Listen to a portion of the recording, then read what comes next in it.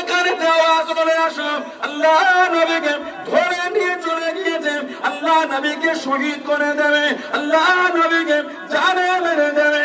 ও জওয়ানকে আল্লাহ রাসূলের সাহাবী, আল্লাহ রাসূলের পুত্র ভাই হযরত জুবাইর ইবনে আওয়াম রাদিয়াল্লাহু তাআলা আনহু তলোয়ার খানা পার করে নিয়ে দিওয়ানা হয়ে গেলেন, পাগল হয়ে গেলেন।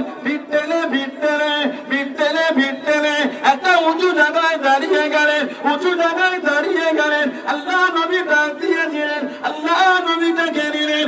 ও নবী জুবাইর রাদিয়াল্লাহু তাআলা আনহু এত চিন্তিত কেন বাবা, এত পেরেশান কেন বাবা?